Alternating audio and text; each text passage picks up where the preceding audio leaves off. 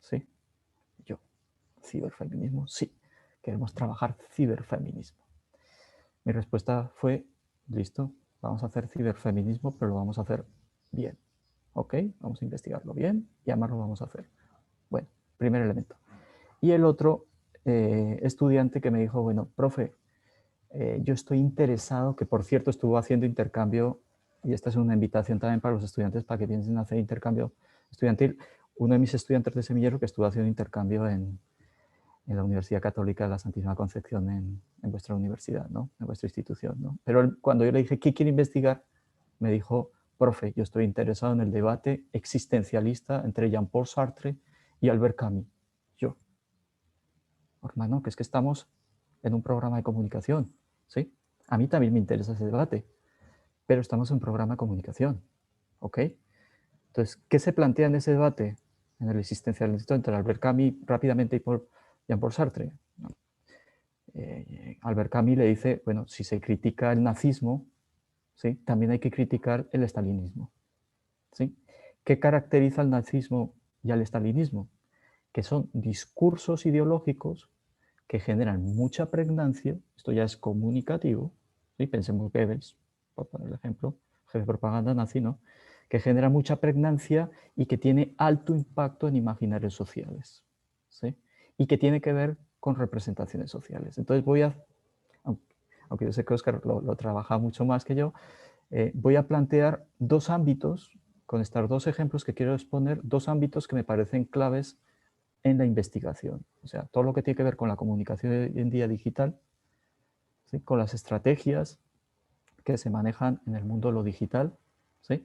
Y por otro lado, otro ámbito que es ver la relación entre la comunicación y la construcción de imaginarios, representaciones del mundo que acaban teniendo implicaciones políticas, éticas, económicas, etc.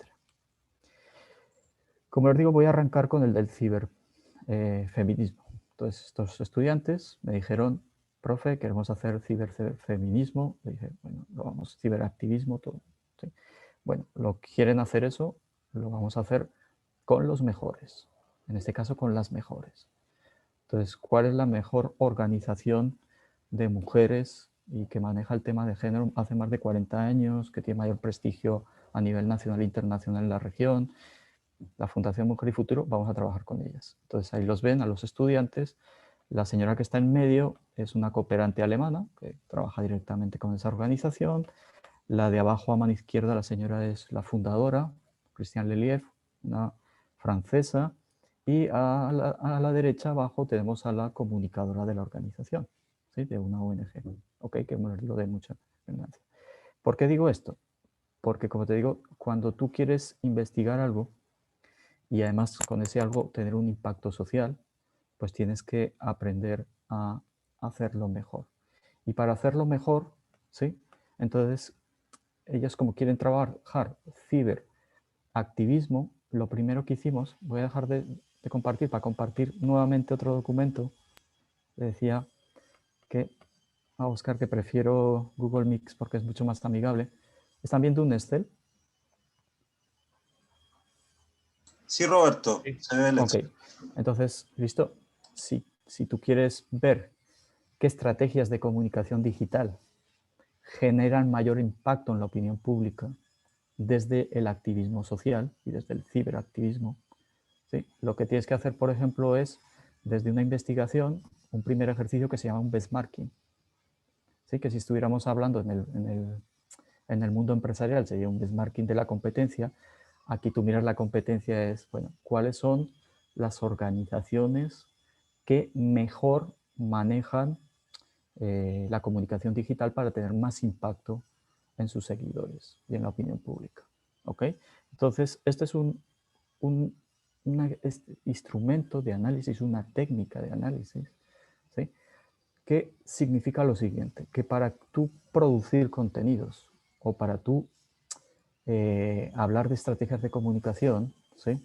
Tienes que tener la capacidad de sistematizar la recogida de información para poder extraer de ahí conclusiones. En este caso, un benchmarking se hace para, aquí lo pueden ver, se cogen organizaciones de carácter nacional e internacional, ¿sí? a través de aplicaciones. En algunas son gratuitas, otras pago, ¿no? Pero pues nosotros generalmente manejamos puro software libre con los estudiantes, ¿sí? Entonces nosotros cogemos, cada columna que ven ahí es una organización y le hacemos un seguimiento. ¿Para qué? Para ver cuáles son las que lo hacen mejor. Voy a bajar. Estos son una serie de indicadores o criterios de análisis, ¿no? Variables de análisis, número de fans, número de tal. ¿Ven? Se hace este ejercicio. ¿Para qué se hace este ejercicio de benchmarking? Para identificar cuáles son los que lo hacen mejor. Una vez que identificas cuáles lo hacen mejor, vamos a meter tú puedes hacer unas analíticas web. ¿Qué es una analítica web? Es coger y hacer métricas y hacer observación para poder identificar cuáles son las claves de la estrategia que implementan estas organizaciones sociales para tener más impacto con sus públicos, ¿sí? Cosas básicas, por ejemplo, ustedes saben, ¿no? Pues tener un calendario de publicaciones para no perder, ¿sí? Hay estrategias, por ejemplo, hay capacidad de medir el engagement, la capacidad de enganche, ¿sí? A partir de seguidores, de seguimiento. Entonces, como ven aquí tenemos variables indicadores, ¿sí? Voy a bajar para que vean. Hay contenido de los prosumers en la cuenta, uso de hashtag correctos por publicación. Depende también la red social, ¿no? Se puede mirar Twitter, Instagram. Nosotros generalmente revisamos todas las páginas web, ¿sí? Los blogs que tengan. Invitación a los usuarios a etiquetar a más personas. ¿Por qué les muestro todo esto? Hilo conductor de todos los contenidos, ¿sí? Se puede ir haciendo un chequeo. Y también se obtienen métricas, ¿no? Visibilidad de tus líneas de contenido está relacionada con su identidad, en una composición gramática. Bien. Como les digo, se puede hacer todo esto, se puede analizar la competencia internacional, en este caso la organización que más éxito tiene a nivel internacional de las que se revisaron. Otro instrumento, otra técnica es un buyer persona. Es una especie como, Oscar, no sé si lo conoces, de espionaje, ¿sí? Es entrar en tus, digamos, en tus seguidores o en seguidores de otras organizaciones cercanas, digamos, a tus públicos de interés, y lo que le haces es identificar sus preferencias. Muchos de estos perfiles quedan abiertos, otros no. Por ejemplo, en mi caso están cerrados, entonces no creo que me puedan hacer un buyer persona, ¿sí? Pero la mayoría de la gente deja los perfiles abiertos, ¿no? Entonces tú puedes saber, miren, lo que puedes saber de una persona, ¿sí? Tú puedes saber, bueno, el sexo, el rango de edad, el estado civil, la ocupación, los hobbies que tiene, ¿no? Viendo lo que está subiendo, su ubicación, nacionalidad, sus creencias. En este caso no muestran, pero en muchos casos se muestran las creencias, nivel de estudios, estilo de vida, gustos musicales. ¿Por qué gustos musicales? Pues claro, luego si tú tienes que hacer un producto comunicativo y lo tienes que sonorizar, pues tú ya le puedes apuntar digamos, a unos gustos musicales, digamos, mascotas, tipos de cuentas que siguen, ¿sí? Bueno, sociabilidad, núcleo familiar, ¿sí? Todo esto como para identificar. Estas herramientas le llevarían, voy a volver a la presentación, le llevarían a una persona,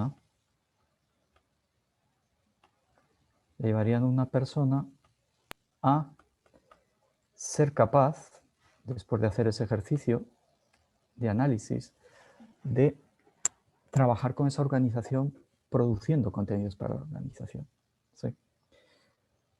Este grupo de estudiantes de un grupo de un semillero, como vieron ahí, que pues trabaja con organizaciones de mujeres, bueno, con comunidades también LGTBIQ, etcétera, ¿sí? Y como pueden ver aquí, empiezan a generar contenidos para esas redes. Incluso en el caso de una de nuestras estudiantes, está de webmaster, ¿no? De una de esas redes, de un community manager, ¿no? De una de estas redes sociales, ¿no? Estos son algunos contenidos. ¿De dónde salen estos contenidos?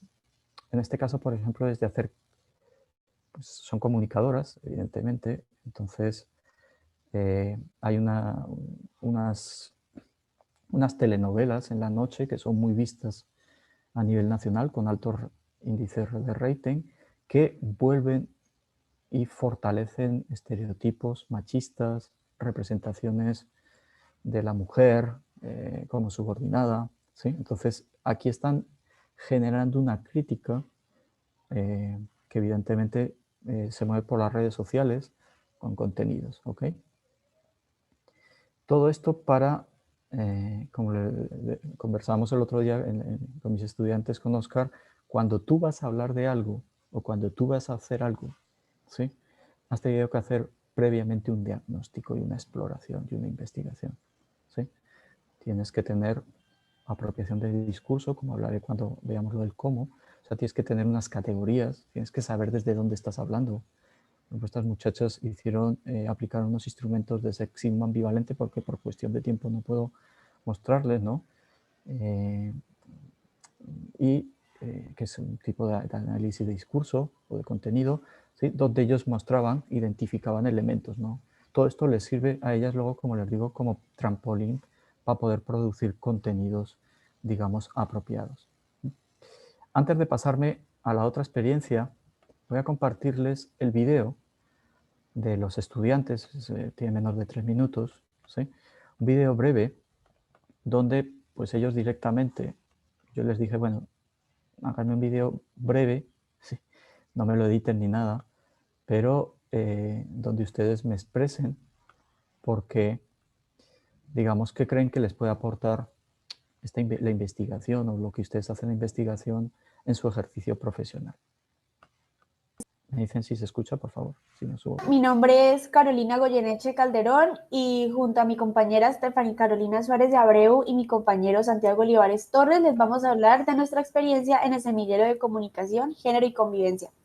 En este momento estamos trabajando en una investigación titulada Estrategia de Comunicación Digital para la creación de contenidos con perspectiva feminista y nuevas narrativas para la Fundación Mujer y Futuro. Hemos trabajado con esta organización feminista pionera en la defensa de los derechos de las mujeres en Colombia para el diseño e implementación de una estrategia de comunicación digital basada en el análisis previo de páginas web de activismo con alto reconocimiento para aprender a posicionar contenidos y nuevas narrativas con perspectiva de género en la web. Esta experiencia nos ha permitido participar en el equipo de comunicación de la Fundación, proponer ideas, llevarlas a cabo y crear contenido que la misma Fundación ha compartido en sus redes. Santiago.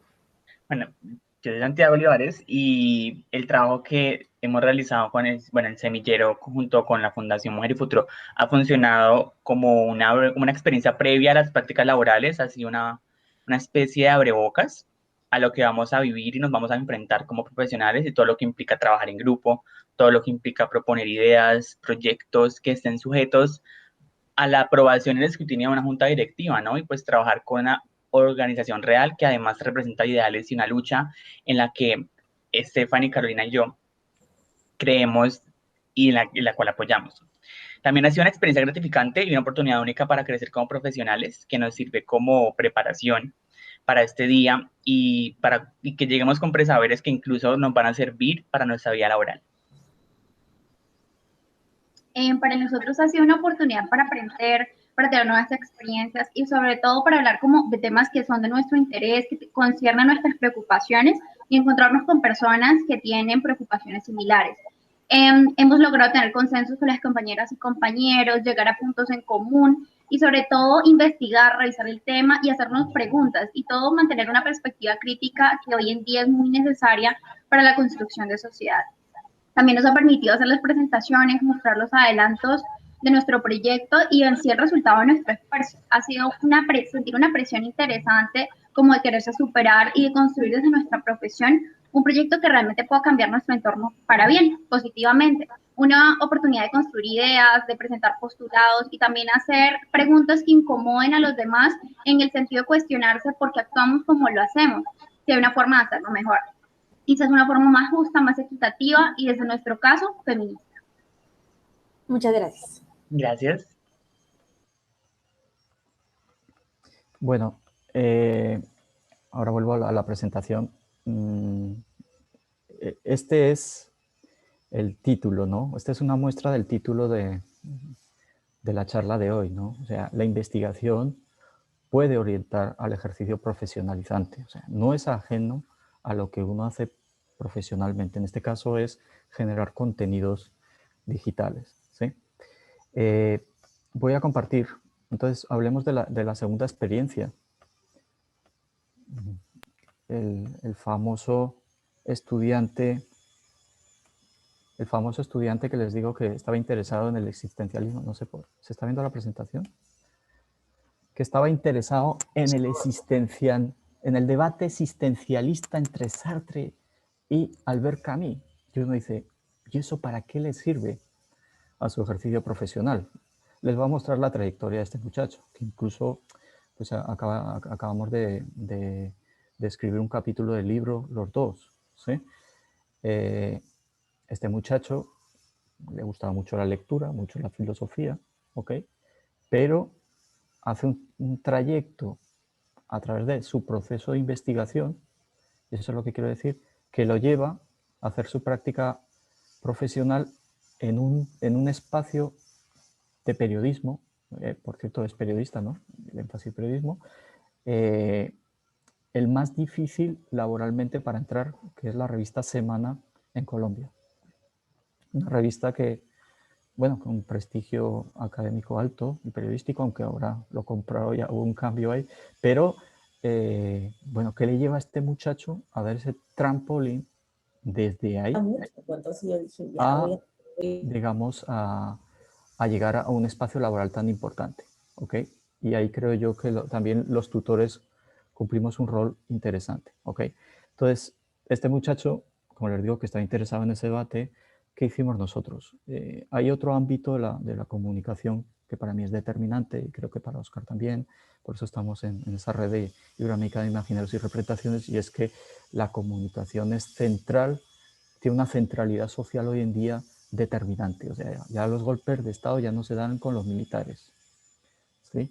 La ideología es muy importante, pero evidentemente la ideología está pasando también a un segundo lugar, ¿sí? Entonces, lo central es la comunicación, pero la comunicación como vehículo o como lugar de batallas simbólicas por los imaginarios sociales y las representaciones, ¿sí? de los jóvenes. Entonces hay todo un ámbito, por ejemplo, no sé, muchos estudiantes, se interesan, se interesan por las representaciones sociales de la comunidad LGTBIQ en los medios, en las redes sociales, cómo intervenir, cómo manejar discursos. Yo siempre les planteo, bueno, pero hagan una propuesta. La anterior es diseñar una estrategia de comunicación digital para esa ONG. En el caso de estas investigaciones es establecer lineamientos, proponer lineamientos para manejar representaciones sociales, imaginarios sociales de una manera un poquito más adecuada dentro de los discursos en los medios masivos de comunicación o en otros ámbitos de la comunicación. ¿Ok? Como les digo, este muchacho aterrizamos esa idea inicial que tenía en un tema de investigación. El tema de investigación son representaciones sociales, imaginarios sociales, ¿sí? Discursos, ¿sí? Y bueno, pues se hizo todo un proceso. Yo creo que bueno, voy a compartir si quieren uno de los instrumentos para que vean. Se seleccionaron series video streaming y series en canales abiertos nacionales, ¿sí? Cuáles eran las que tenían mayor rating y dónde había una representación de lo colombiano. Entonces se interesaron por ver las representaciones de lo colombiano en series de video streaming, en este caso Netflix, y series de lo colombiano, también como los colombianos representan al colombiano, ¿ok? A partir de las de mayor rating, ¿sí? Sí, como digo, también esto nos lleva a hacer un análisis sistemático,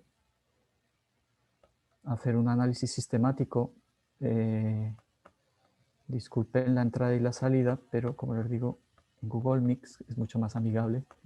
Bueno, este solamente es para mostrarles el instrumento.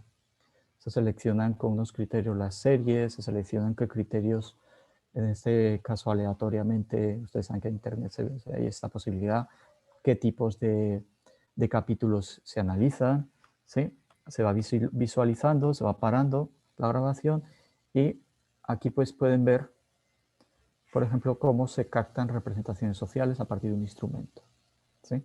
rol del colombiano en la sociedad, tipología del carácter social de los colombianos, ¿sí? Clima social del colombiano, o sea, qué escenario se representa, los valores que encarna el colombiano, ¿sí? Bueno, entonces estas representaciones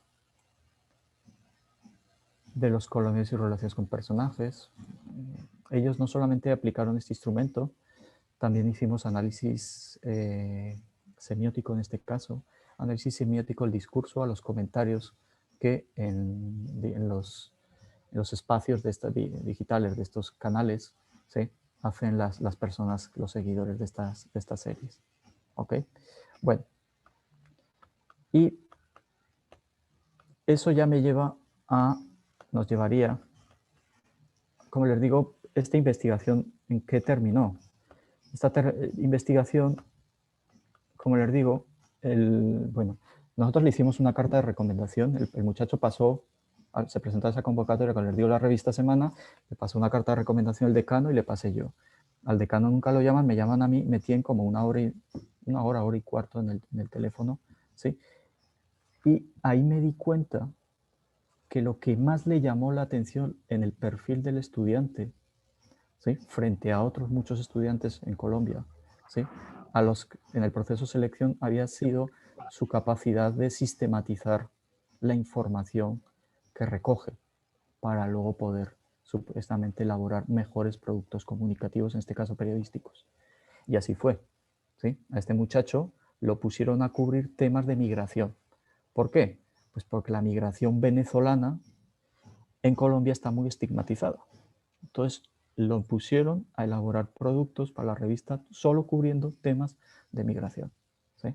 Y como les digo, fue la puerta que le abrió la posibilidad, mucho más que el promedio de nota y eso, fue la puerta, según lo que me comentó la persona que hizo el proceso de selección, que le abre la puerta a esta interesante práctica laboral. Entonces, ¿por qué investigar? Esto va a ser un poquito más breve. Esta pregunta es fundamental, ¿no? Sí. Yo no sé, yo creo que los estudiantes se las hacen, ¿sí? No sé qué tan explícita, pero a veces dicen, ¿pero por qué investigar? Yo no quiero hacer la tesis de grado, hay otras opciones para poderme graduar, dependiendo de las universidades. ¿Por qué investigar? ¿Ok? Bueno, yo tengo dos respuestas, ¿sí? La primera tiene que ver con ese niño, ¿sí? A mí la primera vez que me dijeron, ¿por qué investiga? Fue o sea, esa pregunta me la hicieron en el 2008. ¿Sí? Había defendido mi tesis doctoral y un periodista de un medio local aquí en Colombia, en Bucaramanga, no me esperaba la pregunta, ¿sí? Me dice, ¿usted por qué investiga? Pues, joder, parece obvio, pero al principio no sabía por qué.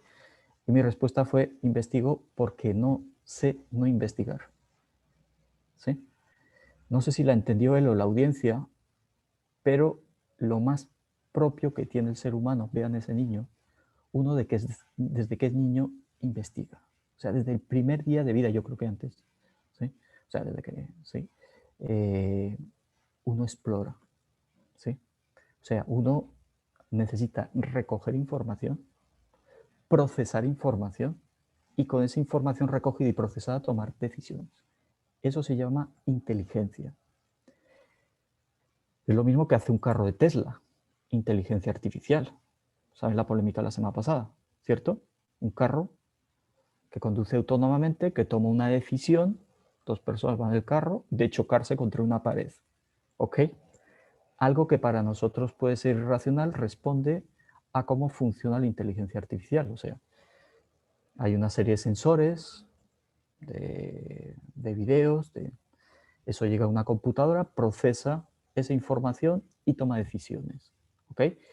Entonces, la investigación es la base para poder tomar decisiones profesionales, como ciudadano, personales, etc. ¿Ok? Entonces ya tenemos dos elementos claves de nuestra formación. La información, comunicación y la investigación. Coño, y eso es lo que hacemos la gente que estamos en el ámbito de la comunicación. ¿Listo? Y lo segundo, ¿sí? Que tiene que ver con la otra imagen, ¿sí? Que yo estoy convencido, que yo estoy convencido y les he querido mostrar estos dos ejemplos. Han escuchado el video de los muchachos, ¿no? Que para ser un buen comunicador, un buen periodista, ¿sí? Pues hoy en día el periodismo de investigación es fundamental. El periodismo de datos, o sea, la capacidad de procesar cientos, miles de datos, de bytes, ¿sí? Es fundamental para el ejercicio profesional, ¿sí? Por lo tanto, al por qué investigar le diría yo, porque no hay otra, ¿sí?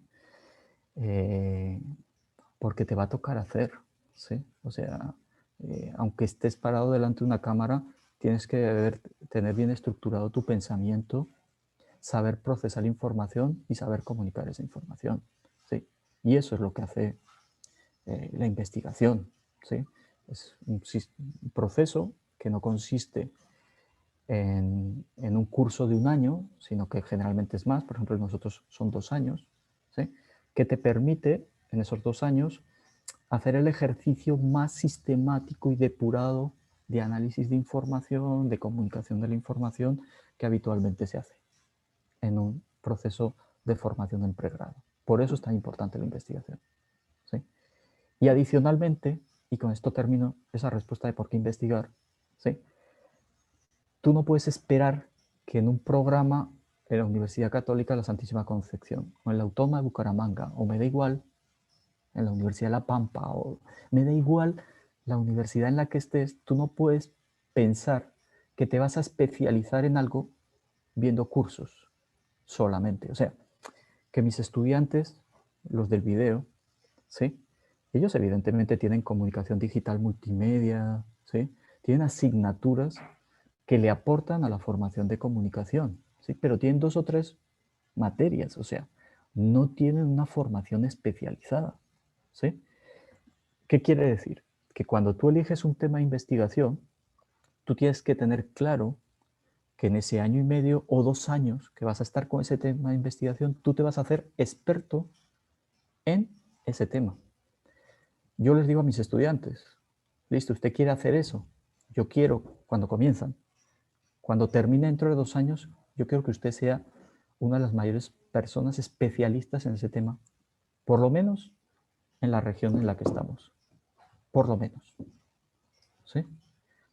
Y eso tiene que ver con especializarse en algo.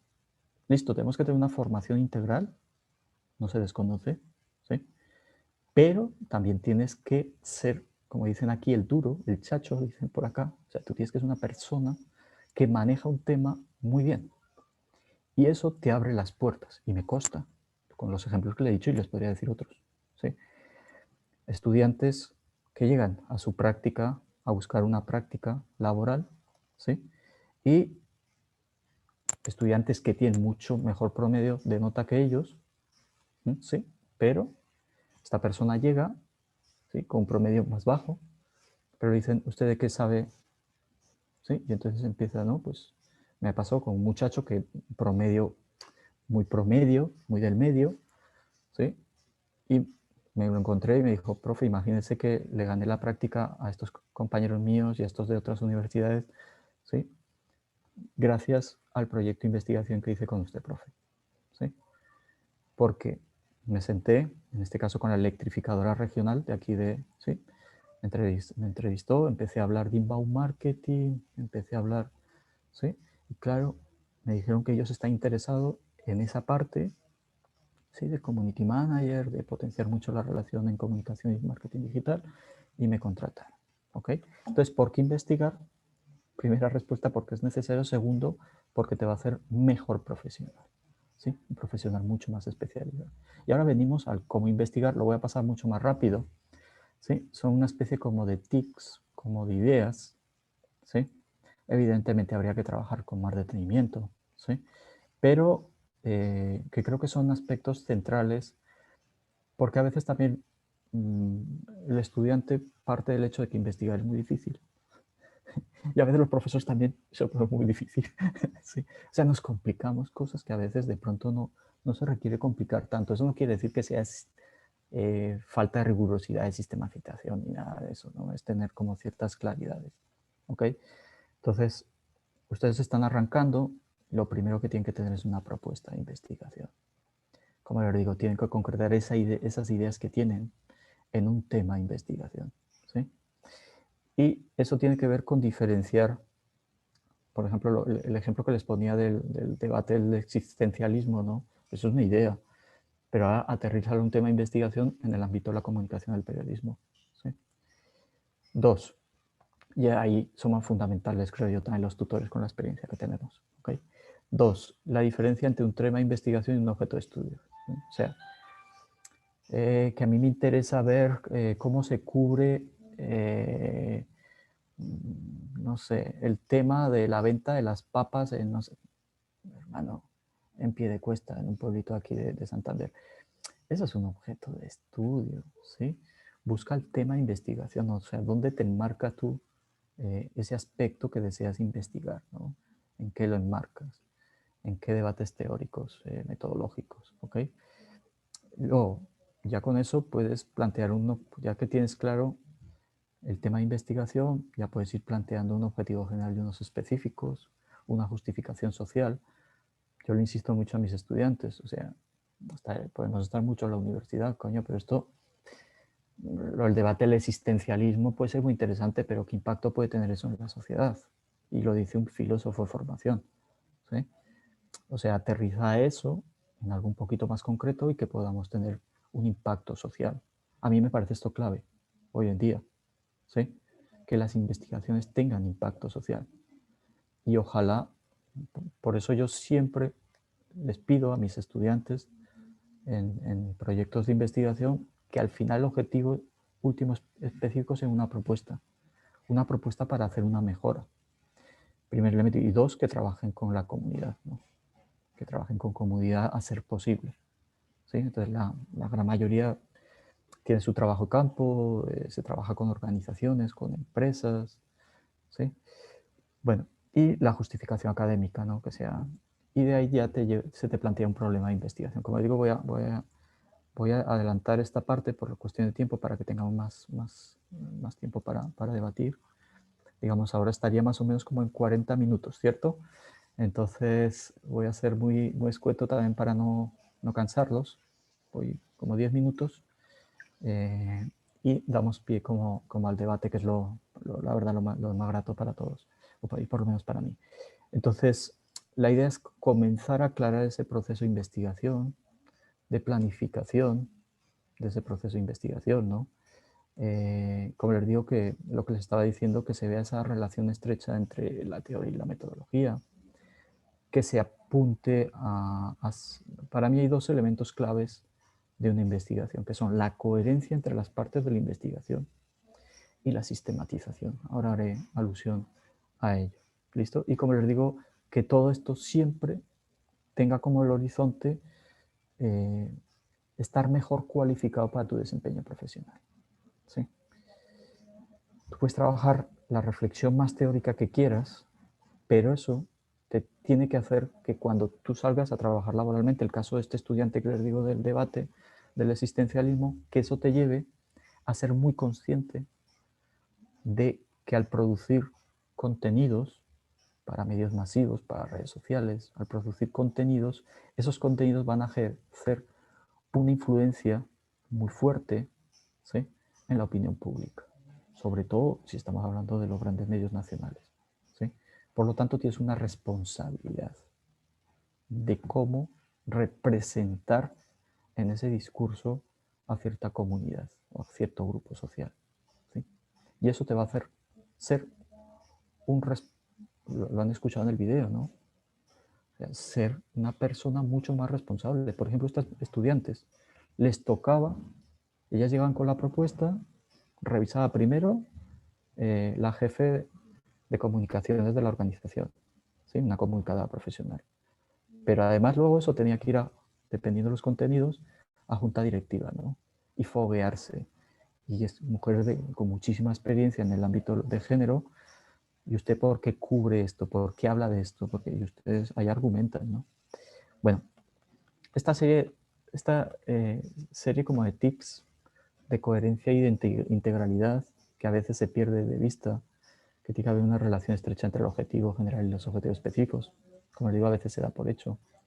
entre los objetivos específicos con la metodología, ¿sí? Porque a veces, digamos, se proponen cosas que no van de la mano con los objetivos específicos que se plantean. Hay muchas veces que tú dices, bueno, en el estado del arte encuentras un instrumento y lo aplicas, ¿sí? Pero ese instrumento está forzado frente al objetivo específico que estás planteando, entonces tienes que tener mucho cuidado. Esos objetivos con categorías centrales, ahora voy a hablar un poquito más en específico de eso. Las categorías centrales hay que operacionalizarlas en unas variables o indicadores de variable. Han visto, por ejemplo, en ese instrumento de representaciones, yo tengo muchos ejemplos, pero por cuestión de tiempo no hay espacio, ¿sí? Pero claro, ahí hay unas variables y unas categorías y unas subcategorías que luego se convierten en variables indicadores o criterios de variable, ¿ok? Tiene que haber una coherencia muy importante entre el título de investigación, los objetivos, las categorías centrales, el tema de investigación y el objeto de estudio, ¿sí? ¿Qué quiero decir? Por ejemplo, con el título, pues tiene que estar las categorías centrales mínimo, tiene que estar el tema de investigación, el objeto de estudio, una delimitación espacial, o sea, elementos básicos que a veces, como les digo, parece que son como un collage, una tesis de grado, parece un collage, un proyecto de investigación, ¿no? Y tiene que ser muy sólido, ¿sí? Por ejemplo, ese marco conceptual con el, digamos, con el diseño metodológico, ¿no? Y evidentemente la pregunta de investigación con el objetivo general, ¿ok? Tips muy rápidos, cómo realizar una descripción del tema. Yo creo que se comienza por acá. Creo que no es conveniente comenzar una investigación por proponer un problema de investigación. Para proponer un problema de investigación has tenido que hacer un barrido, ¿sí? Yo siempre les digo, hagan el estado del arte y luego hacemos el problema de investigación. Puedes tener una hipótesis, sí, puede haber una hipótesis, pero el problema de investigación es lo más difícil en una tesis, ¿sí? Hacer una pregunta de investigación inteligente, profunda, que lleve a algo novedoso, es lo más complicado. Entonces comience por algo muy sencillo que es describir, ¿sí? El tema de investigación, desde un contexto general, un contexto histórico, pasando a un contexto nacional, como ese tema se aborda a nivel nacional, y lo aterrices a lo local en la medida de lo posible, ¿ok? Entonces eso ya te permite empezar a tener, ¿sí?, elementos para por lo menos redactar, por ejemplo, un objetivo específico, ¿no? Ya empiezas un objetivo general, ¿no? Aquí hay otro elemento básico de cómo redactar, ¿sí?, con esas tres preguntas: el qué se hace, cómo se logra y para qué se hace, ¿sí? Proponer las TIC como mediación pedagógica, cómo se logra mediante el diseño de una estrategia metodológica que incluya dispositivos móviles, para qué se hace, para el abordaje educativo de estudiantes diagnósticos con TDA, ¿sí?, del grado séptimo, ¿ok? Planteamiento del problema de investigación. Ahora abordemos ya el problema, ¿no? Teniendo justificaciones sociales, teniendo una justificación comunicativa, se te desprende un problema de investigación, ya se ha abordado, ¿sí? Como les digo, se realiza desde mi punto de vista, y comparto también lo que plantea el autor, después de una fase exploratoria de información, nunca antes, ¿sí? No el primer día decirle haga la pregunta de investigación, es agobiarlo, esas preguntas son muy tópicas, ¿sí? Hay que establecer un marco teórico, ¿sí?, cuando ya se tenga ese problema de investigación, ese objetivo general, ¿sí?, el objetivo específico, plantear un marco teórico de referencia que permitiendo esos tres elementos básicos, ¿sí? Pongo la hipótesis de investigación y la pregunta de investigación después del estado del arte, por lo que les comentaba, ¿sí? Debemos tener unas categorías centrales de investigación, 2 o 3, ahora lo veremos, un estado del arte, ahora veremos qué es rápidamente lo que propongo, y ahí tendremos ya mucha más claridad sobre problema de investigación, podemos ajustar objetivos específicos, etcétera, ¿no? Como les digo, todo marco, entonces, de referencia se tiene que sustentar primero en investigaciones anteriores, conociendo el tema de investigación, y luego en un aspecto que a veces se nos pasa, que es la categorización, porque a veces pedimos conceptos y no categorías, ¿sí? Y no es lo mismo un concepto que una categoría, ¿sí? Entonces, identificar categorías centrales de investigación e identificar subcategorías relacionadas con esas categorías central de investigación, por ejemplo, es determinante para luego operacionalizar esas categorías en un cuadro de variables de investigación, generalmente. ¿Sí? Como les digo, entonces, eso te permite ir identificando qué hay sobre el tema, quién sabe más sobre ese aspecto, cómo se puede hacer una investigación sobre este tema. Eso es el estado del arte. ¿Sí? Esos dos aspectos, categorización y estado del arte, fundamentales para el marco teórico de referencia. ¿Sí? Como les decía, entonces, ¿cómo construir esas categorías centrales? Yo creo que hay que identificar 2 o 3 categorías centrales, ¿sí?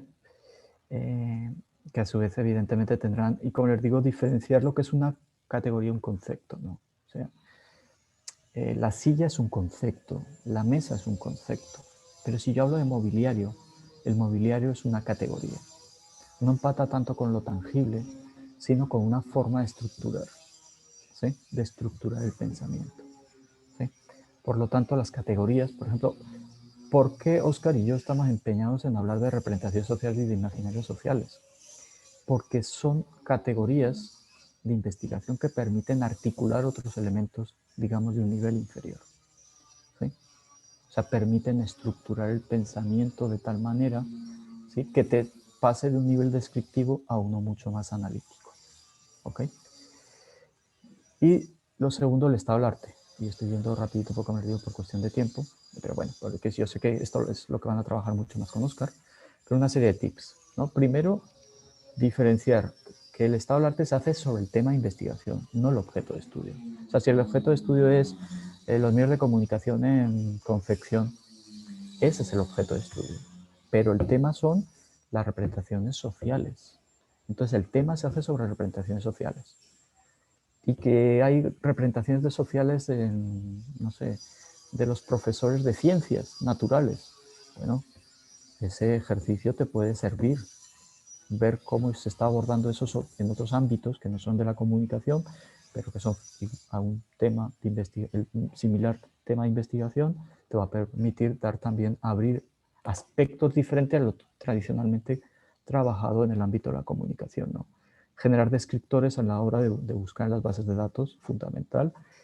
Buscar las investigaciones y, como les digo, y a mí me parece clave, como hay tanta información hoy en día, estamos infoxicados, hacerse unas tablas, unas bases de datos bibliográficas, donde incluyas, revises bases de datos, incluyas 200 artículos, pero luego depures esa base inicial. O sea, no empieces a leer lo primero que encontraste. Depura, selecciona muy bien, ¿sí? Y eso es un error que a veces cometen los estudiantes. Empiezan a leer lo primero que encuentran y antes hay que hacer un proceso muy fuerte de selección. ¿Ok? Con esto finalizo, ¿sí?, con la parte del diseño metodológico. Han visto algunas herramientas que les he mostrado cuando les dije el que investigar. ¿Sí? Hay muchas más, evidentemente, como hay muchos más temas de investigación. ¿Sí? Pero de lo que se trata en este diseño metodológico, lo han visto con esos instrumentos, es de intentar recoger información, sistematizarla de la manera más rigurosa posible, ¿sí? Y si eso lo haces, si lo haces sistemático y eres coherente, creo que eso te va a llevar a que consigas los objetivos esperados de la investigación. ¿Ok? Y bueno, con eso finalizo. Muchas gracias. He intentado pegarme a los 50 minutos, Óscar. Creo que he estado juicioso. Totalmente, Roberto. Muchas gracias. Ok.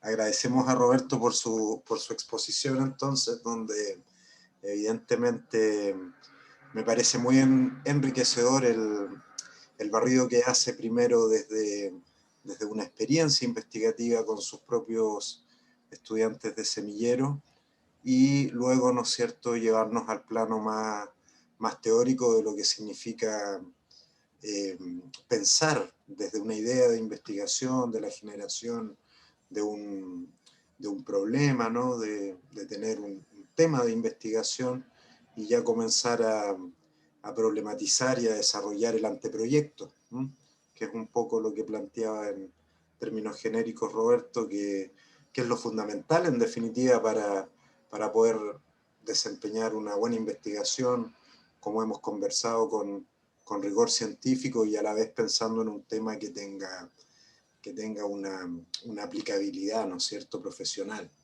Una investigación aplicada que tenga esta repercusión profesional de la que nos hablaba Roberto.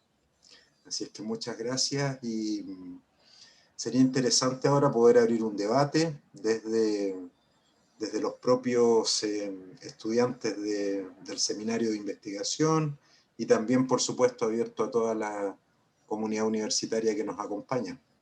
Así que damos la palabra.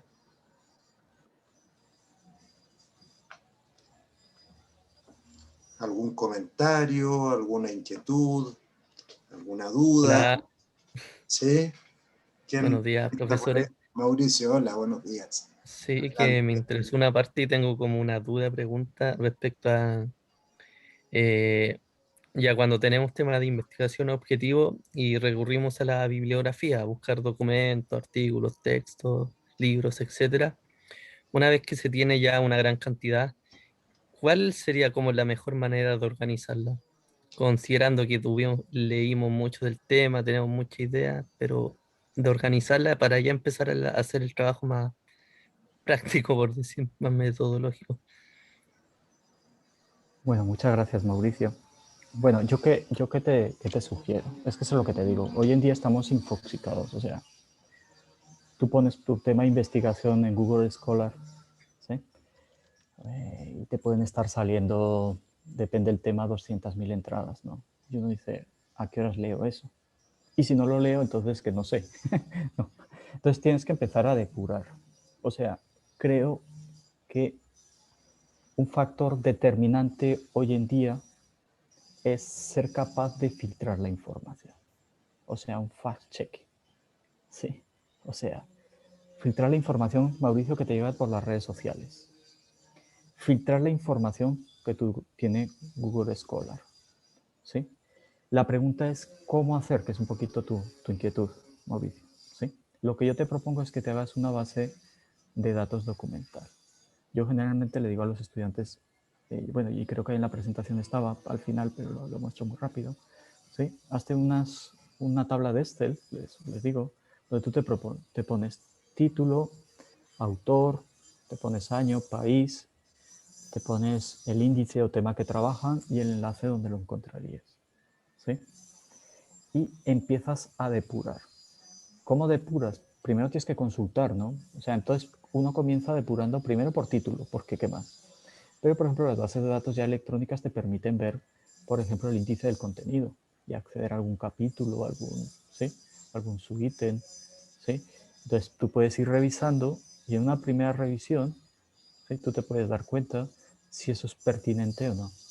Y lo pertinente empata, desde mi punto de vista, con lo que planteaba yo en el estado del arte, pero lo paso muy rápido, que es lo siguiente, que tú tienes que saber sobre tu tema de investigación qué se investiga, pero cuáles son los referentes teóricos necesarios. O sea, si todo el mundo está citando a Oscar Basulto, ¿sí? O sea, todo el mundo está citando, no sé, a cualquiera, a Harari, en tu tema de investigación, y tú no lo conoces, tú no puedes ser un experto en ese tema. O sea, si es un referente teórico básico, tú lo tienes que poner. 2, cuando haces el estado del arte, tienes que hacer un estado del arte también que te proyecte hacia el diseño metodológico. O sea, que te dé pistas de cómo hacer la investigación, ¿sí? De tal manera que si tú haces un buen estado del arte, adecuado estado del arte, generalmente tú ya no tienes que diseñar instrumentos de recogida y análisis de información, sino que tú encuentras esos instrumentos en Argentina, en Europa, en Estados Unidos, yo qué sé. Tú encuentras esos instrumentos, lo coges, lo adaptas a tu contexto, ¿sí?, a tu objeto de estudio y seguramente lo podrás aplicar. Ya no lo tienes que validar científicamente, ya son instrumentos validados porque están en revistas indexadas, científicas, etcétera, etcétera. ¿Ok? Creo que, espero haberte respondido, Mauricio, no sé si... Sí, Lo más o menos. lo importante es que tengas filtros, o sea, que filtres, ¿sí? Contra más filtres, mejor, porque si no te vas a infoxicar Y entonces vas a leer y vas a hacer un collage, como digo yo, una investigación, está el arte de collage, pero no va a haber una relación, un hilo argumentativo entre un trabajo con el otro, ¿sí? Entonces que no seas como flash, ¿sí? Sino que tienes que tener tú siempre esa claridad y esos criterios hazlos explícitos cuando tú estés en esa parte del estado del arte, ¿sí? De la revisión se obtuvieron inicialmente 200 y pico mil entradas de no sé qué, en la base de datos de Scopus no sé cuánto, bla, bla, bla, ¿sí? Y de ahí vas depurando. Ah, mira, muy bien, Paula te propone también, hay herramientas, aplicaciones que te permiten hacer eso, ¿no? ¿Sí? No sé si luego quiera Paula comentarnos. Sí, sería interesante. Sí, Paula. Gracias, profesor, No, y a todos. sí, Mauricio, mira, básicamente también yo aportaría, quizás diciendo lo mismo que te planteaba Roberto con otras palabras, me da la sensación que también tiene que ver directamente, evidentemente, definir un tema, pero luego ese tema hay que delimitarlo como su nombre indica, temáticamente, por una parte, y luego la delimitación teórica es fundamental también para que puedas generar un hilo conductor teórico, en este caso, que vaya validando y legitimando tu visión frente al tema que quieres desarrollar. Entonces, la delimitación en este sentido, como usamos en metodología habitualmente en Chile, es un concepto clave. La delimitación de tu tema, tanto a nivel de los aspectos que quieres abordar, como del enfoque teórico que vas a desarrollar, porque tienes que tomar decisiones, no es posible abarcarlo todo, ni menos con los escasos tiempos que tenemos en el pregrado. Así es que yo creo que por ahí va también un poco la invitación. No sé si... Hola, aquí estoy yo. Ah, ya. Ah, perfecto. Oye, muchas gracias. Nosotros, aquí hay un grupo grande de la Universidad Adolfo Ibáñez hoy día, y yo soy la directora de investigación, y nosotros tenemos un programa para estudiantes, una formación de estudiantes muy similar a lo que ustedes tienen, así que estamos súper contentos de encontrar como un hermano. Pero yo no soy la autoridad en gestores, así que les voy a dejar con Claudia Gilardoni, que es la directora de nuestras bibliotecas, para que ella les dé un detalle y una mejor orientación al estudiante que preguntó. Gracias. Muchas gracias, Paula. Buenísimo.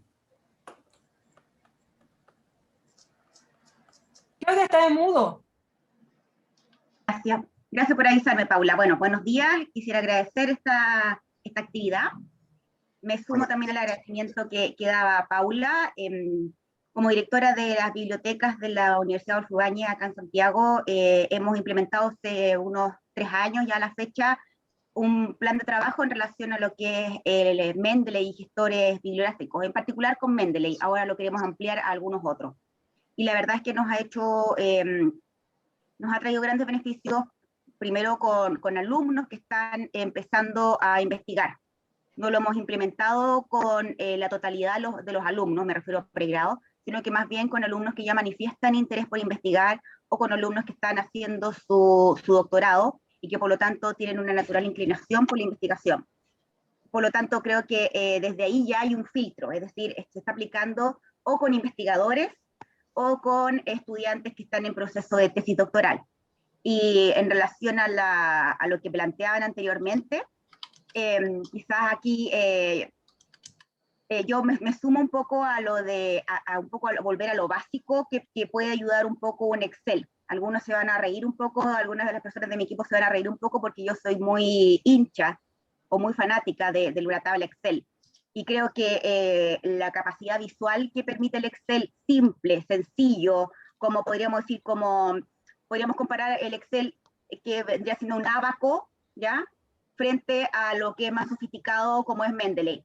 En este caso, yo casi prefiero lo visual que me permite el Excel, jugar con los filtros y la tabla, y de ahí, una vez que ya esa visualización me da más claridad, me paso a la siguiente etapa, que sería el Mendeley, porque ya me paso a la otra etapa teniendo más claro el panorama.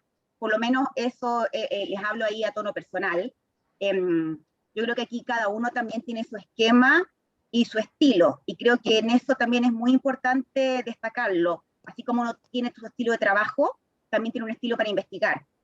Y esto lo digo sin ser investigadora, por favor, pero simplemente siendo una persona que trabaja con investigadores y a quien también le gusta mucho indagar y buscar información. Pero bueno, quiero aprovechar un poco el pase que me hizo Paula Rojas para hacerles una pregunta relacionada con lo anterior, y es que ustedes hablaban de la importancia de delimitar el tema, de establecer un marco de trabajo, y creo que todo eso, al margen de las herramientas que podamos disponer, requiere algo que se llama como pensamiento crítico, ¿cierto? Capacidad de síntesis, capacidad de priorizar.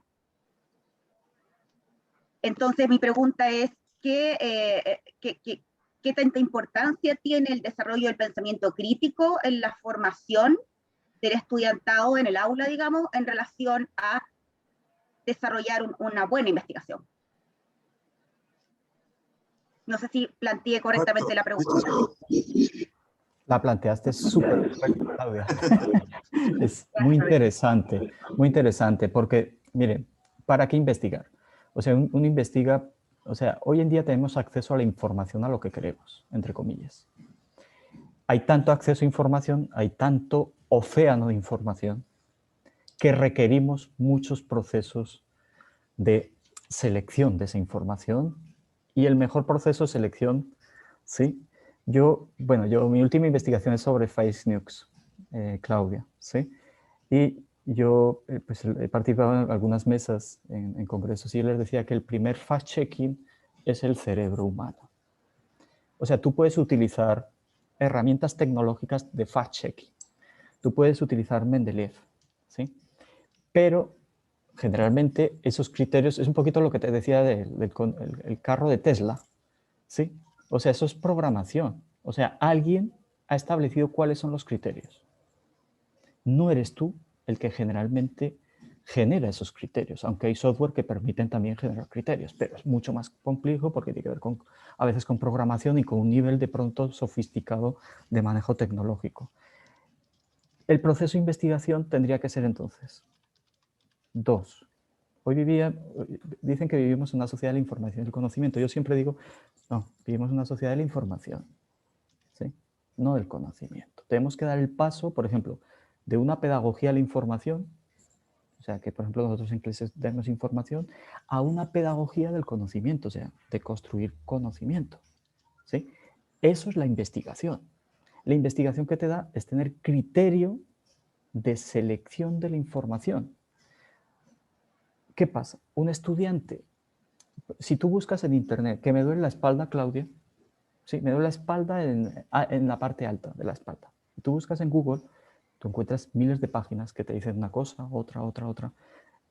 La gente no sabe por dónde buscar. Entonces, lo primero que tiene que tener es lo que tú dices, criterio. Estudiantes, por favor, busquen en bases de datos electrónicas de las propias universidades, busquen en Google Académico, Google Scholar, o sea, busquen Scopus, busquen, o sea, ¿dónde vamos a buscar la información? Y ahí depuramos, ¿sí? Es un primer elemento. Y esa información, ¿cómo la convertimos en conocimiento? ¿Cómo convertimos la cosa?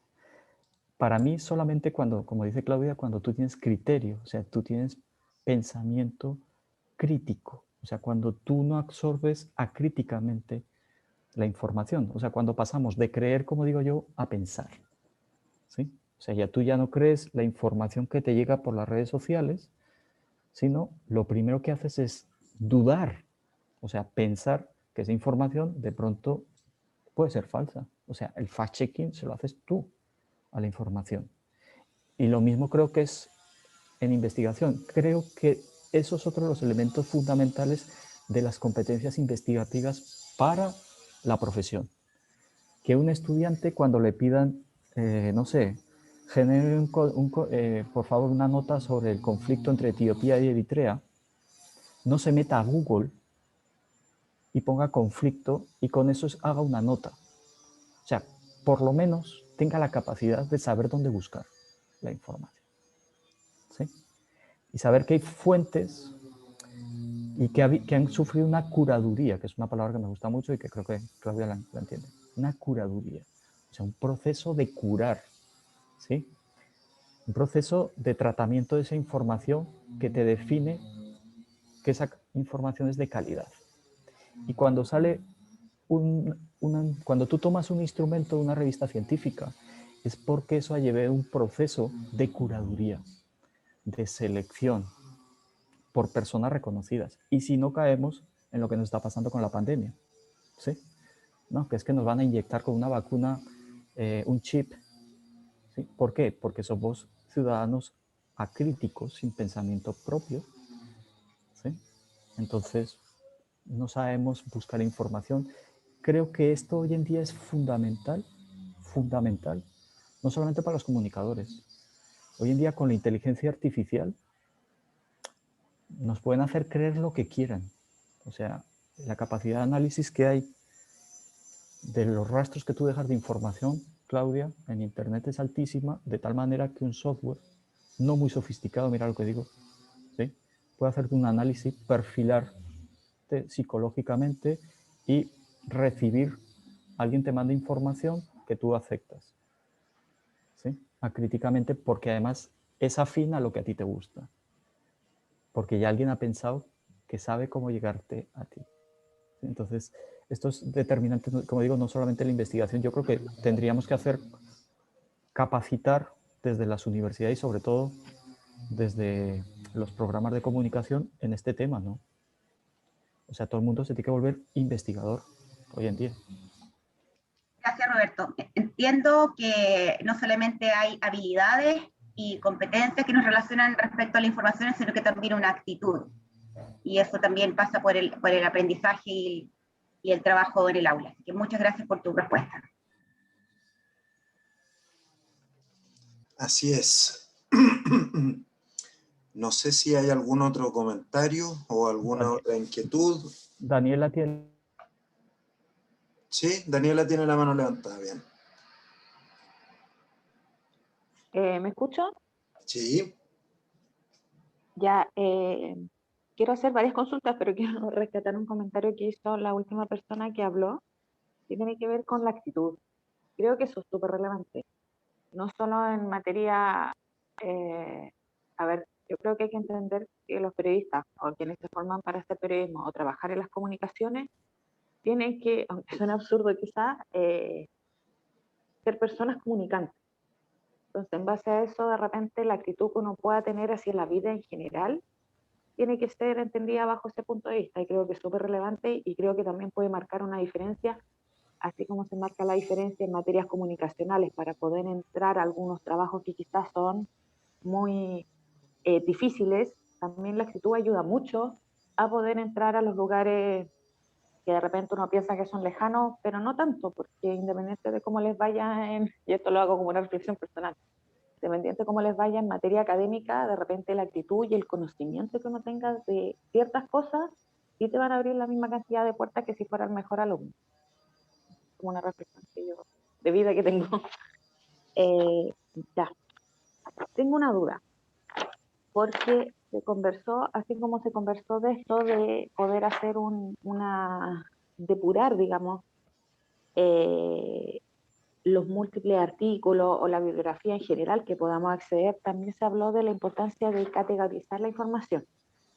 No solo recibirla, sino que también poder trabajarla a tal punto de poder categorizarla en tablas, realizar estudios. Se habló del benchmarking, por ejemplo, de una serie de herramientas o de instrumentos. Entonces mi consulta es, ¿esos instrumentos, independientemente de los que ustedes mencionaron, se van creando dependiendo de cada investigación o hay algunos que ustedes pudiesen recomendar para que uno trabaje? Muy, muy buena, ¿no? Pues evidentemente los instrumentos se adaptan a las investigaciones. Me gustaría mostrarte uno, pero ahora no lo encuentro. Bueno, voy a abrirte otro. Sí, te quería mostrar otro que no es este, pero te comparto uno como para que veas. Te quería mostrar el del, digamos, cómo con ese mismo instrumento que has visto de analítica web, de benchmarking, por ejemplo, cómo se puede desprender de esas mismas variables de análisis de la comunicación digital, como por ejemplo se puede hacer una entrevista a expertos. Por ejemplo, expertos en comunicación digital, en marketing digital, community manager, etc. ¿Ok? Me llevaría un poquito más de tiempo buscarlo por la pregunta, pero te quiero compartir otro. Sí, y es algo similar y que empata con lo que estábamos hablando ahora de lo del tratamiento de la información, y es para evidenciar cómo podemos, esperen, aquí, disculpe, es que esta plataforma no la utilizo comúnmente, entonces a veces se me dificulta. Creo que la estás viendo. ¿Estás viendo? Sí, se ve, profesor. Ok, entonces la primera columna sería, digamos, nuestro tema de investigación, la calidad de la información. Ok, pero tú ¿cómo haces tangible esa calidad de la información? Entonces tú tienes un tema de investigación, que es la calidad de la información, y tienes unas categorías centrales. Si estás hablando de calidad, tienes que hablar de transparencia, tienes que hablar, disculpen, se me bajó, de confiabilidad, de proximidad, ¿ok? Tendrías unas subcategorías, la claridad, y eso se va convirtiendo, cuando tú operacionalizas, lo que pasa es, esto me llevaría más tiempo explicártelo, ¿sí? Por eso decía que hay una relación entre las categorías, el marco teórico que tú construyes, con el diseño metodológico. O sea, tú no llegas directamente a los instrumentos, ¿sí? Tú tienes que saber qué vas a indagar, qué vas a explorar, qué vas a buscar, ¿sí? Entonces, por ejemplo, cuando tú quieres valorar en este tratamiento la información o calidad de la información, la claridad, pues tienes, por ejemplo, que haya un lenguaje comprensible, dependiendo del género, ¿no? Si hay firma o no, si hay autoría, qué temas de información, en qué franjas salen, la veracidad, contrastación, fuentes acreditadas, explícitas, todo esto es depurar. ¿Para qué me serviría esto? Esto me sirve para hacer un instrumento de observación donde yo voy registrando si eso se hace o no se hace. A esto le puedes hacer, por ejemplo, una escala de Likert y tú le puedes poner a una nota periodística, a un reportaje, le puedes poner una nota sobre la calidad de información que tienes. Yo lo he hecho, ¿sí? O, por ejemplo, pensemos que quieres hacer entrevistas a expertos, a periodistas expertos. Entonces tú le puedes preguntar, aquí se te puede desprender, en esta columna a la derecha, tú pondrías pregunta, que era lo que te quería mostrar, ¿sí? Con otro instrumento, pero ahora no lo encontré en mi tabla. Entonces, de aquí tú puedes, ¿cuál es el género periodístico más proclive a la transparencia, a la calidad de información? ¿Sí? ¿Cómo escribir para, digamos, utilizar un lenguaje comprensible que llegue a las audiencias? Y así vas bajando, ¿sí? ¿Te das cuenta? Entonces, este es importante. No sé si era Daniela, ¿cierto? Daniela más. ¿Sí? Sí, me quedó súper claro en el sentido de que en la medida que avance también el marco teórico, puedo ir definiendo los criterios con los que generar, en definitiva, una categorización para mi investigación. Claro. Y disculpe la patudez, pero hay algún... ¿se podría compartir el benchmarking que compartí en clase? Sí, yo les puedo compartir si quieren esos ejemplos. Sí, yo les puedo Muchas compartir, se gracias. lo comparto a Oscar y sí. Pero Como te yo digo, se los reenvío después. listo. Lo que hace estas estudiantes, o sea, comenzaron el proceso, empezaron a explorar, empezaron a leer documentos, empezaron a trabajar con la organización, ¿sí? Empiezan a empoderarse de un discurso, un lenguaje, lo que estaba diciendo también Claudia, ¿sí? Porque tienes que hacerte experto en un tema. Ellos decidieron ser en ese tema, ¿sí?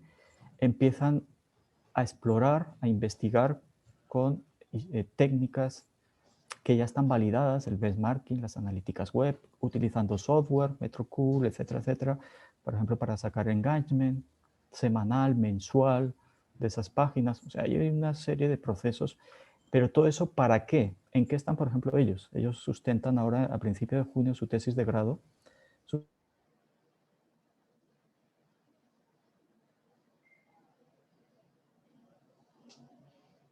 Parece que hubo un problema con la conexión de Roberto.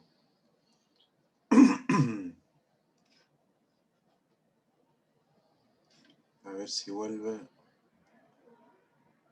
o tendrá que volver a conectarse.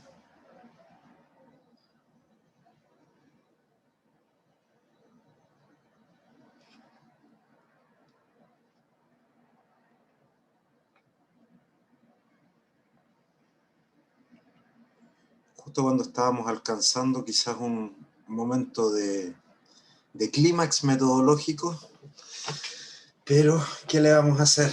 Las tecnologías por una parte nos permiten acercarnos, pero también tienen este tipo de complicaciones.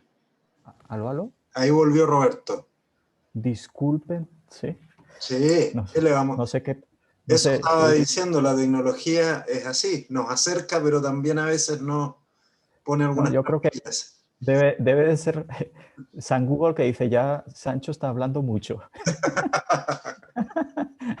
No sé qué pasó, pero sí, lo que quiero decir es que los muchachos, por ejemplo, están haciendo una estrategia para esa organización, que si la implementa la organización está muy bien, y si no, pues ellos cogen una experiencia que pueden implementar esas estrategias, se pueden implementar con otra forma, con otros contextos en otras. Pero han aprendido a utilizar softwares, instrumentos de análisis de información, técnicas de información, ¿sí?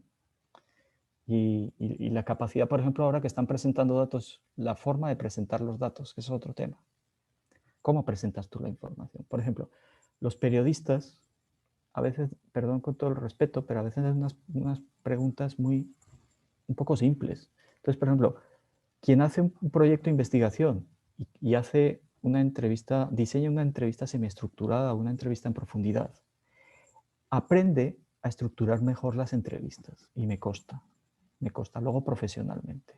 O sea, sabe a qué criterios, ¿sí? Sobre qué va a preguntar, variables, y organiza mucho mejor su entrevista generalmente. ¿Sí? O la forma de presentar los resultados. Por ejemplo, yo insisto mucho a mis estudiantes que me presenten los resultados por variables. O sea, no es que vayan un instrumento y luego otro y otro y otro, no, variable. ¿Cuántas variables? Tenemos 3. ¿Cuántos instrumentos? 2. Ah, bueno, triangulemos. Resultados por variable. ¿Eso qué es? Es un esfuerzo de relacionamiento, de lo que decía Claudia antes también. ¿Sí? O sea, tú tienes que tener la capacidad de relacionar. O sea, ya no solo de filtrar datos, sino de interpretar los datos y relacionar los datos. Cuando tú estás en ese nivel metacognitivo, tú ya eres capaz de estructurar pensamiento propio, ya no de escribir solamente. Ya generas algo, ¿sí? Y eso yo creo que se puede hacer en pregrado, aunque es más claro en maestría, pero creo que se puede hacer. Roberto, Sí. me gustaría hacer un comentario respecto a eso porque no deja de llamar la atención el hecho que en las carreras de pregrado, por lo general muchas están acompañadas de una asignatura que se llama Metodología de la Investigación, que es un curso donde evidentemente se enseña a plantear una hipótesis, a construir un marco teórico, la búsqueda bibliográfica, etc. Pero desde mi punto de vista está de alguna forma como escindida, está como particionada del resto del aprendizaje y se ve como una asignatura. Cuando uno ve la malla completa, ¿cierto? La estructura de la malla curricular completa, se ve como si estuviera en una parte y no integrada con el todo.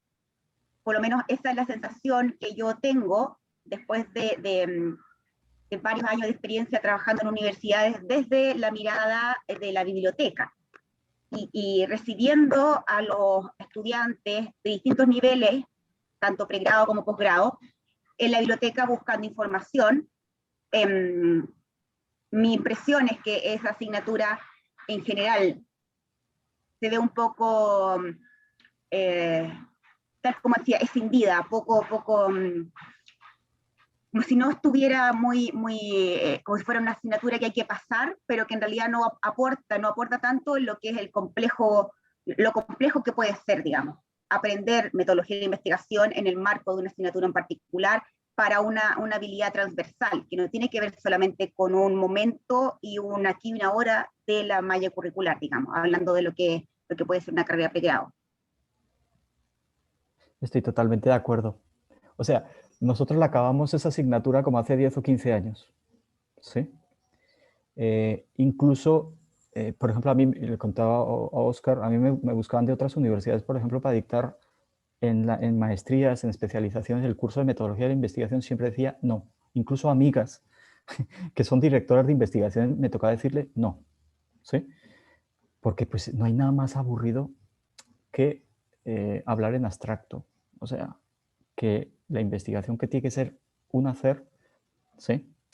Evidentemente partiendo de estructuras de pensamiento y de teoría, etcétera, pero que es un hacer, la investigación es una exploración que se convierta en algo teórico.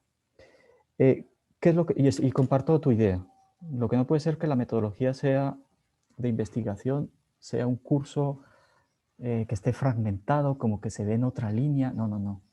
Nosotros acabamos esa metodología y hablamos de introducción a la investigación en comunicación. O sea, no puedes presentar la investigación como si fuera aparte de la formación profesional. Y mi charla toda hoy ha sido intentar mostrar que lo esencial de la investigación es empatarla con la formación profesional. Que la investigación no es elitista ni tiene que ver con gente que son duros en no sé qué. La investigación es lo básico de cualquier formación profesional, de cualquiera. ¿Sí? De un abogado, evidentemente de un ingeniero, físico, un comunicador, un periodista, es lo básico, ¿sí? Porque te da unas competencias que son las competencias de la vida y que hoy en día son más necesarias, como les estaba diciendo, con este boom de la intoxicación y la infoxicación de la información, ¿sí? Entonces, ¿qué es lo que deberían hacer desde mi punto de vista y desde mi experiencia? Enganchar esa formación en competencias de investigación a la formación profesional. Engancharla. ¿Cómo se engancha? ¿Sí? Que el investigador, ¿para qué necesitas tú un metodólogo? Ese curso de metodología de la investigación parece para metodólogos. ¿Sí? Luego te llega el muchacho al siguiente nivel y tú le dices, hágame un objetivo general y no te lo sabe hacer. ¿Sí? ¿Qué metodologías? No, profe. ¿Cuál es su perspectiva metodológica? No sé, profe. Coño, entonces, oye, ¿y usted vio el curso? Entonces te toca a ti en ese curso, después del curso de metodología, siempre te toca hacer elementos metodológicos que pueda articularse con su proyecto de investigación y con su proyecto profesional. ¿Sí? Yo lo veo así, de esa especialización en algo. ¿Sí? Entonces uno vuelve, digamos, y cae en, digamos, en el sentido de que los estudiantes esos cursos los ven relleno, no está motivado, no le encuentra el sentido. Es que no lo tiene el sentido porque en el mismo diseño de currículo, que por cierto también ese es el tema que ahora voy a presentar a las 10, es la reforma de currículo. En todas las reformas de currículo, esos planes de estudio, tú metes ahí la investigación como si fuera ahí un pegue, ¿sí? No, la investigación tiene que ser transversal, tampoco que se diluya, ¿sí? Pero se puede trabajar, por ejemplo, les voy a contar lo que la estrategia que nos está funcionando a nosotros muy bien, ¿sí? El estudiante tiene que ver unos cursos, 4 cursos de 2 años, tiene que ver, digamos, investigación. Pero el estudiante puede elegir hacer semillero de investigación. El semillero de investigación ni es curso, ni tiene horario. El estudiante elige el profesor. ¿Sí? Es voluntario. Escuche, ¿qué hace eso? Que la gente, la gran mayoría, quiere estar en semillero. ¿Por qué? Porque qué mamera ver metodología. ¿Qué conseguimos? Que los estudiantes, en vez de estar 2 años en investigación, ahora nos están 3 y 3 años y medio en investigación. Y voluntariamente. ¿Sí? ¿Qué hacemos nosotros? Después de estar con el profesor tutor en el semillero de investigación, haciendo ponencias nacionales, internacionales, publicando capítulos, no sé qué, nosotros al final se valida eso como competencias de investigación. el estudiante no ha tenido que ir a ningún curso. Al estudiante le encanta cuando le dicen, hermano, no tiene que ver ningún curso. Sí. No tienes horario. Lo único que tienes es que acordar con tu profesor tutor media hora de asesoría semanal. Y te pones de acuerdo. Si es el sábado, es el sábado. ¿Sí? Eso es muy diferente, Claudia, ¿cierto? A que a ti te digan, tiene que ver metodología de la investigación. Muy diferente. Y el estudiante cuando me llega a mí no hace lo que yo le digo que tiene que hacer, ¿no? O sea, no, conmigo en mi investigación solo me han trabajado 3 estudiantes. Tengo 26 estudiantes de semillero y solo 3 colaboraron en una investigación y porque ellos quisieron, en la de las fake news. ¿Sí? Me dijeron, ay, profe, nos gusta ese tema, también queremos trabajar el tema con usted, pues listo. Pero los demás, ¿sí? Esa estrategia es muy buena. Ese es el futuro de la educación, donde desaparece el profesor, desaparece el curso, desaparece el salón. ¿Sí? Eso no quiere decir que se pierda la rigurosidad, ¿no? Eso es mucho más exigente para el profesor, mucho más acompañamiento personalizado, mucho más estimulante para los estudiantes. Pero bueno, creo que yo que estoy diseñando un nuevo currículo de comunicación, si tuviera que meter metodología de la investigación, si alguien me dijera que el director de investigaciones, la universidad me diga que tengo que meter, le diría, pues cámbieme de lugar porque yo no diseño un currículo. ¿Cómo lo estamos? Si no tengo tiempo, si no les mostraría, porque es lo que voy a mostrar en la reunión que sigue, les mostraría cómo aparece la investigación. ¿Sí? Bueno, quizás yo fui un poco exagerada en el ejemplo que di, porque efectivamente en las universidades y en general hay muchos modelos hoy en día en que el aprendizaje es haciendo, digamos, o sea, con experiencia y un poco como con lo que tú señalas. Pero sin duda que la tendencia desde hace años era un poco en la teoría, y a mí me alegra saber que eso se ha estado mejorando, pero en general ha costado un poco, en general, por lo menos yo hablo desde la experiencia que he visto en Chile, a veces se trata de corregir, pero finalmente en el aula termina ocurriendo lo mismo que hemos visto. O sea, se trata de corregir un poco en el papel, pero cuesta. No, pero que no funciona. O sea, si tú tienes que tener un curso de metodología de la investigación en pregrado, entras en la especialización o en la maestría y tienes que ver un curso de metodología de investigación. Y los que hemos parado por ahí, ¿de verdad nos ha servido para algo? O sea, para muy poco. Y llegas al doctorado y curso de metodología de la investigación en el doctorado y dices, coño, o sea, si ya sirvió, y además en el doctorado comienzan igual, casi desde cero, ¿no? A darte lo mismo. O sea, no funciona.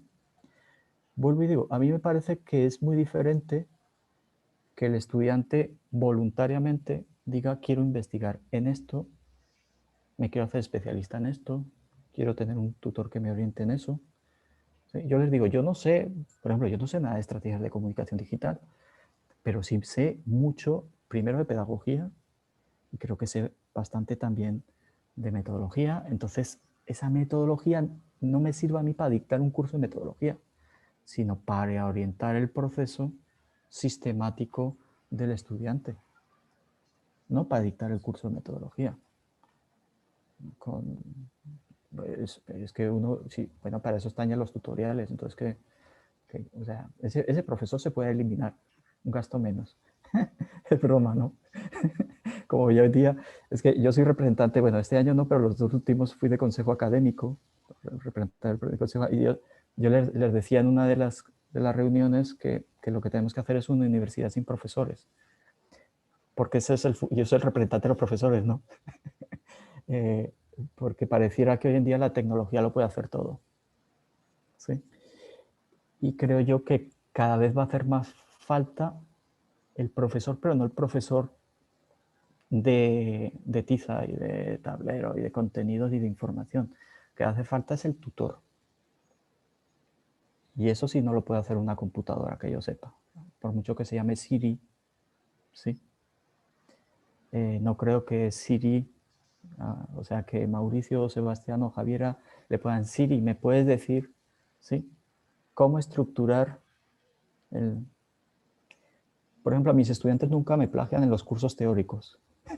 En el curso que estuvo Oscar, nunca me plagian. Y hay compañeros míos que tienen problema con eso. Le digo, el día que yo haga una pregunta que lo pueda resolver Google, me pensiono. O sea, me jubilo. Ya no quiero saber más. Sí. Claro, si tú dices, ¿cómo se llama? El presidente de la corporación de... Coño, pues búscalo en internet. O sea, ¿para qué sirve eso hoy? ¿Sí? O sea, ¿para qué sirve esa erudición? O ese profesor erudito que tenía la información ya se acabó. Y tenemos que pasar a lo que estábamos hablando de un profesor experto en procesos de recogida sistemática, crítica de información, que fomente esa competencia investigativa, pero ya no de saber investigar, sino saber procesar esa información, hacer esos filtros para luego poder construir conocimiento. Eso sí es importante. Y eso es para la vida, ¿no? Ya no solo para lo profesional, que todavía es más importante. Bueno, Importante, Oscar, no sé. sí, eso iba a decir, que es muy importante y muy interesante lo que estamos comentando. Yo sé que Roberto ahora tiene otra actividad en 15 minutos más. Tal vez daría pie, Roberto me dice si no lo dejamos hasta acá, pero para una inquietud de algún estudiante del seminario, Sí. y ya finalizamos por hoy. No sé si alguno de los Sebastianes o Ignacio, no sé quién más está por ahí, tiene alguna inquietud o comentario, y ya, como les digo, iríamos cerrando. Muy interesante ha estado la conversación, ¿no? Ha estado mejor que la presentación.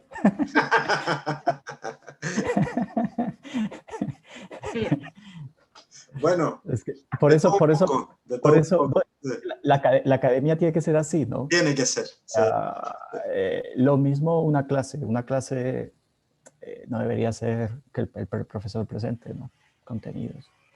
O sea, una clase es el debate. Confío mucho en el enriquecimiento de los temas a través del diálogo, y pensando en eso, quería preguntar si es que habrá alguna instancia para seguir dialogando estos temas, que además son, yo diría, bastante, por lo menos en América Latina, son bastante innovadores, y habemos varios interesados en eso.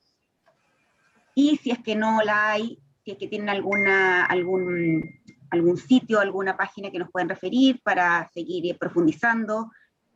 Por lo menos en la Universidad Adolfo Ibáñez estamos trabajando bastante en el tema, por lo menos documentándonos e informándonos, tanto Paula desde el área de la Dirección de Investigación, como también desde la biblioteca. Hay varios acá asistiendo esta mañana a la charla. Yo creo que tendríamos que organizar algún conversatorio. Estos son temas que, si bien ya se vienen debatiendo hace mucho tiempo, yo creo que todavía no están lo suficientemente instalados, ¿no? De hecho, como decía Claudia, las mallas curriculares en Chile todavía siguen tendiendo a una formación tradicional, ¿no? Con cursos, donde los fondos teóricos, ¿no es cierto?, priman y no el hacer, etcétera. Pero yo creo que somos los llamados y las llamadas aquí quizás a implantar más estos temas. En el caso de lo que hicimos ahora con Roberto, esta iniciativa de internacionalización del aula tendía un poco a aquello, pero yo creo que debemos acá, ya que está surgiendo esta idea, ¿no es cierto?, y esta sinergia, tal vez podríamos pensar en un conversatorio y en otro tipo de actividades en conjunto. Yo no sé si conocen la Universidad 42, no sé si conocen esa experiencia. Es que yo creo que nos estamos quedando atrás. La universidad siempre vamos atrás con respecto a, creo yo, a experiencias que se dan, por ejemplo, en los colegios, ¿no? En primarias, en secundarias. Yo no sé por qué vamos atrás en vez de estar adelante, sobre todo en lo pedagógico. Pero, por ejemplo, ya hay colegios en España, evidentemente los hay en Suecia, ¿no? Que son digamos, los ejemplos a mostrar en Finlandia, ¿no? Donde no hay cursos, ¿sí? O sea, aquí todavía llevamos uniforme para ir al colegio. O sea, los muchachos les ponen uniforme, a mis hijas les ponen uniforme. Es una cosa surrealista. O sea, eso ya te dice de la uniformización de la formación. Pero es que adicionalmente, como les digo, ya hay experiencias y muy buenas, tanto a nivel de colegio como a nivel ya de universidad, por eso les digo la Universidad 42 francesa, donde no hay cursos. O sea, no hay cursos, no hay profesores, lo que sí hay tutores, ¿sí? No hay horarios. Entonces tú imagínate el colegio de tus hijas o de tus hijos que llegan a espacios abiertos. Eso sí, lo que hay es proyectos integradores. Por ejemplo, nosotros desde el año 2002 trabajamos, a Oscar lo escuchó, trabajamos por proyectos integradores de aula, ¿sí? O sea, varias materias se articulan en un único, digamos, espacio con unos mismos temas. Entonces, un ensayo para 3 asignaturas, una producción comunicativa que aporta, por ejemplo, yo soy el filósofo, aporto la reflexión teórica, otro, ¿sí? Y eso es lo que hay que trabajar, no lo fragmentado, no la metodología por un lado, los cursos por otro lado, ¿sí? Entonces, lo que siento yo, y el espacio, pues, por ejemplo, nosotros lo creamos a final del año pasado con esta propuesta de por lo menos que hagamos intercambios, ¿sí? Es bueno, bonito y barato, ¿sí? Pero como digo yo, por lo menos gratificante. O sea, tenemos que llenar formatos, ¿sí? Yo tengo que entregar informes de investigación, tengo que pasar la propuesta de investigación. Todo eso lo tenemos que hacer, ¿sí? Tengo que pasar informes de gestión a mi jefe inmediato, trimestrales, o sea, eso hay que hacerlo. Pero esto es gratificante, ¿sí me hago entender? Esto es construir academia, lo decíamos con Oscar, ¿sí? Y esta es la base para lo otro, ¿sí? O sea, no por hacer un proyecto de investigación, y esta Paula lo digo con cariño y con respeto, ¿sí? O sea, no hay que comenzar la casa por el tejado. Es que si tú no tienes profesores que están con intercambio académico, que van a congresos, ¿cómo te van a hacer una propuesta? Si no es, o sea, ¿de dónde sale la propuesta? Sí, hay que estar, entonces, hay que manejar este nivel de relacionamiento es importante para que la gente, digamos, por ejemplo, yo ya no llevo a mi curso a dictar clase, sino que me tengo que exponer a la curaduría de Oscar, de Claudia, de Paula, de Sebastián, de Javiera, de Daniela, ¿sí? Y eso hace que nos vayamos subiendo el nivel académico, desde mi punto de vista. Entonces, si tienes un profesor de metodología, a ver si se atreve a dar metodología a mis estudiantes de semillero. A ver qué le van a decir ellos, ¿sí?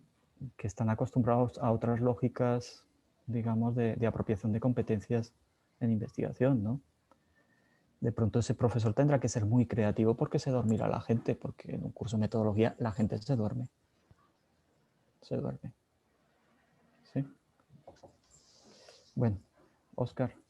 Sí. No sé. Si quieres, entraremos en contacto entre nosotros y abramos un espacio. Sí.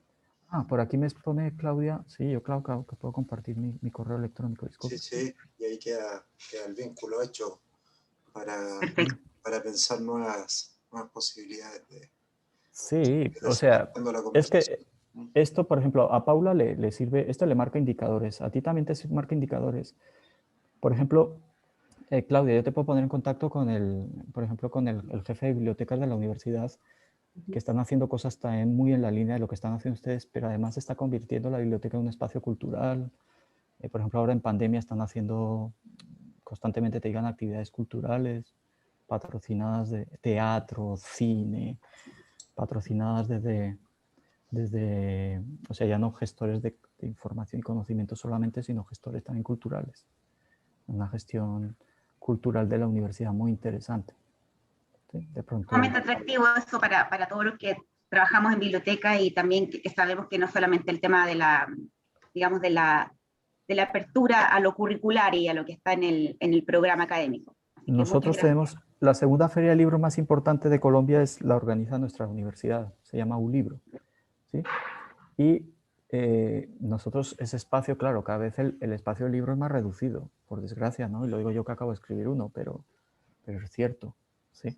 Entonces, por ejemplo, ya más que una feria de libro tradicional, se está convirtiendo en una feria cultural, ¿no? Y entonces eso da también otra dimensión, abre a otros públicos y acercas a unos públicos más amplios al libro, ¿sí? Porque haces como una especie como de feria híbrida, y son experiencias. Entonces, todo esto yo creo que nos los tenemos que contar, o sea, que ustedes cuenten cómo hacen, que otros cuenten. No hay vías únicas, evidentemente, no hay experiencias, cosas que funcionan, otras que no, ¿sí? Pero sería bueno, sí, sería bueno seguir en contacto. Perfecto, perfecto, ha sido un gusto. No, y para mí también un placer, Partimos Óscar. un día lunes de la semana con un encuentro tan estimulante a nivel. Bueno, muchas gracias, Óscar. Sí, lo dejamos. Yo creo que vamos a ir cerrando porque sí. tengo que preparar la otra reunión que nada más y nada menos es presentar, como les digo, toda una reforma curricular al equipo docente. Sí. Con todo lo que... Entonces, bueno, para cómo desconectar un poquito y conectarme al otro tema. Profesor, antes que se vaya, ¿puede dejar su correo en el chat, por favor? Yo lo he puesto ahí ya está en el chat. No, es que creo que lo envié en privado, no sé por qué no aparece. No, lo envié, ¿de verdad? Sí, creo, porque por lo menos a mí no me aparece. ¿No te aparece? Bueno, entonces, ¿de verdad que lo mandaba en privado? Es que Sí, como no aparece, profe. ¿No aparece? Dale. Entonces, no. Si quieren apúntenlo, el R Sancho. Y entonces, ¿cómo hago? Esperen, a ver si voy a cacharrear. ¿Y cómo hago para que me salga en el resto? Ahí, porque claro, hay que pinchar. Cuando pone el chat sale enviará. Donde dice enviará, hay que pinchar y colocar todos en la reunión. O sea, enviará mensaje directo. Sí, me salió algo de mensaje directo. Sí. Tiene que ¿Y dónde tengo que pinchar? Ahora. Ahí mismo. En la reunión. Uy, no sé. Espera, a ver. Voy a intentar mandarlo otra vez. Seguramente donde dice enviará aparece el nombre de una persona. Entonces ahí hay una flechita hacia abajo y hay que pinchar esa flecha y poner todos. Ahora sí. Ahí sí. Bueno, aprendí una cosa nueva. Sí. Disculpen que esta plataforma no la suelo utilizar comúnmente. Bueno, ok. Entonces, Óscar, seguimos en contacto. Seguimos para todos contacto. Un abrazo. Sí. Bueno, es un placer estar con la gente de Chile, de Concepción. Lo decían nuestros colegas de las redes académicas, ¿no, Óscar? Yo creo que nosotros vamos on fire, ¿no? O sea, nosotros vamos acelerados porque estamos acostumbrados al acelere. Sí. Sí, con otros colegas, por ejemplo, yo le decía también a Óscar la dificultad. Yo creo que trabajar con otra gente de otros países, Venezuela, pero son otros ritmos, ¿no? Los argentinos manejan otro ritmo, ¿no? Ecuador, pero hay que respetar también, ahí es entendible. Ahí, sí. Yo creo que en otros momentos hay otros ritmos. Un placer, ha sido un placer, que estén todos muy bien, todas muy bien, muy amables por sus preguntas, Óscar, por el espacio. Me voy a retirar como les digo, para desconectar 5 minutos antes de conectarme a la otra. Un agrado, Roberto, muchas gracias. Bueno, gracias. Un abrazo. Gracias a todos y a todos. Gracias, profe. Chao. Se me quedan, por favor, el seminario. Mi seminario se queda. Los demás que estén muy bien, muchas gracias. Nos vemos. Chao.